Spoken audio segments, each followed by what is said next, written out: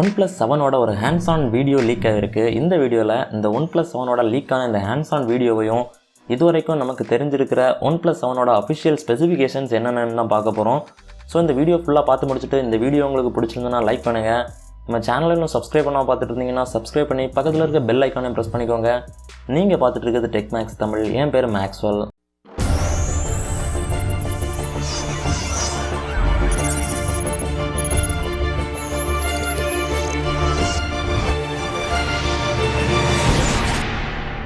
OnePlus 7 தான் OnePlusஓட அடுத்த flagship ஃபோனாக இருக்க போகுது.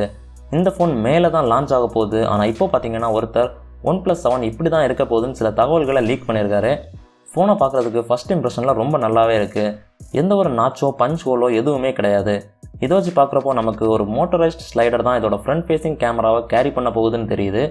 இந்த டிசைனை லீக் பண்ணியிருக்காரு. இது வரைக்கும் இந்த மாதிரி எந்த ஒரு ஃபோனோட லீக்ஸையும் ட்வீட் பண்ணது கிடையாது. இதனால் இவர் OnePlusல வேலை பார்க்குறவராக கூட இருக்கலாம்னு சொல்லலாம். ஏன்னா OnePlus அவங்களோட இதுவரைக்கும் ரிலீஸ் ஆன எல்லா ஃபோன்ஸ்க்கும் OnePlusஓட சிஸ்டர் கம்பெனியான ஓப்போவில் இருந்து தான் டிசைனை காப்பி பண்ணிட்டு இருந்தாங்க. ஃபார் எக்ஸாம்பிள் பார்த்தீங்கன்னா OnePlus 5 ஓப்போ F3 மாதிரியே இருந்துச்சு. OnePlus 5T ஓப்போ F5 மாதிரியே இருந்துச்சு. OnePlus 6 ஓப்போ F7லேருந்து தான் காப்பி பண்ணியிருந்தாங்க. OnePlus 60யும் ஓப்போ F9லேருந்து காப்பி பண்ணியிருந்தாங்க. இந்த லைன் எங்கே போகுதுன்னு உங்களுக்கே தெரியுதுன்னு நினைக்கிறேன். Oppo F11 Pro. இந்த ஓப்போ F11 Pro சில நாட்களுக்கு முன்னாடி தான் லான்ச் ஆனது நம்ம எல்லாருக்குமே தெரியும். எந்த நாட்சும் இல்லாமல் ஒரு பாப்அப் கேமரா கொடுத்துருந்தாங்க.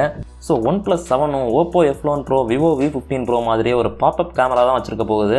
இதுக்கு முன்னாடி நம்ம ஸ்லைடர் செட்டப்லாம் பார்த்துருக்குறோம். ஸ்லைடர் செட்டப் இருக்கிற ஃபோன்ஸ் இதை விட ரிலையபிளாக இருந்தால் கூட பேக் கேஸ் எல்லாம் போடுறதுக்கு இந்த பாப்அப் கேமரா தான் கம்ஃபர்டபுளாக இருக்கும். ஏன்னா கேஸில் அந்த பாப்அப் கேமரா இருக்கிற இடத்துல ஒரு சின்ன கட் பண்ணால் போதும். ஸோ அந்த மூவிங் பார்ட், அதாவது இந்த பாப்அப் கேமரா இருக்கிறத வச்சு நீங்கள் ஞாபகம் வச்சிருக்க வேண்டியது ஒன்று தான். என்னென்னு பார்த்தீங்கன்னா இந்த ஃபோனில் இவங்க வாட்டர் ரெசிஸ்டன்ட் கொடுக்க போகிறதில்ல, IP68 வாட்டர் ரெசிஸ்டன்ட் கொடுக்க போகிறதில்ல. நம்ம எல்லாருக்குமே தெரியும் OnePlus இது வரைக்கும் அவங்களோட எந்த ஒரு ஃபோன்லேயும் இந்த IP68 ரேட்டிங் கொடுத்தது கிடையாது. ஸோ அதே மாதிரி இந்த ஃபோன்லேயும் இந்த IP68 ரேட்டிங் இருக்க போகிறது கிடையாது.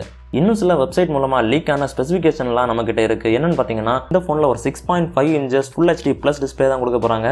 ஸோ இதுக்கு முன்னாடி நம்ம பார்த்த மாதிரி இதுலேயும் ஒரு ஆப்டிக் AMOLED டிஸ்பிளே தான் கொடுக்க போகிறாங்கன்னு நம்பலாம்.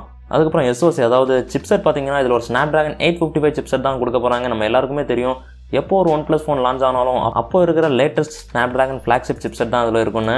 RAM பார்த்தீங்கன்னா 3 வேரியண்ட்டில் வர்றதுக்கு சான்ஸ் இருக்குன்னு சொல்கிறாங்க. ஒரு 6GB RAM வேரியன்ட், ஒரு 8GB RAM வேரியன்ட் அண்ட் ஒரு 10GB RAM வேரியன்ட். அடுத்து பார்த்தீங்கன்னா இதில் ஒரு டுவல் கேமரா செட்டப் கொடுக்க போகிறாங்க. இந்த டுவல் கேமரா செட்டப் ஒரு வெர்டிக்கல் செட்டப்பாக இருக்க போகுதுன்னு சொல்கிறாங்க.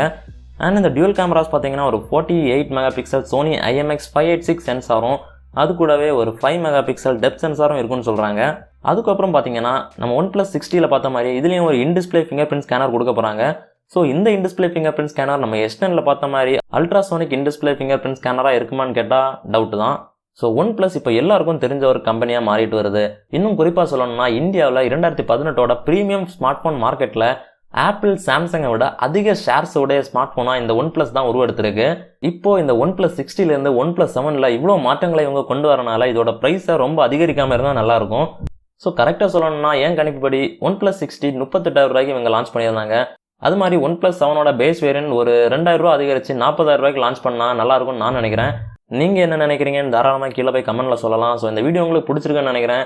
இந்த வீடியோ பிடிச்சிருந்தா ஒரு லைக் பண்ணுங்கள். நம்ம சேனலை இன்னும் சப்ஸ்கிரைப் பண்ண பார்த்துட்டு இருந்தீங்கன்னா சப்ஸ்கிரைப் பண்ணி பக்கத்தில் இருக்க பெல் ஐக்கானை ப்ரெஸ் பண்ணிக்கோங்க. அண்ட் இன்ட்ரெஸ்ட் இருந்தால் நம்ம இங்கிலீஷ் சேனலையும் செக் பண்ணுங்கள். Until next time, I am Maxwell. Goodbye.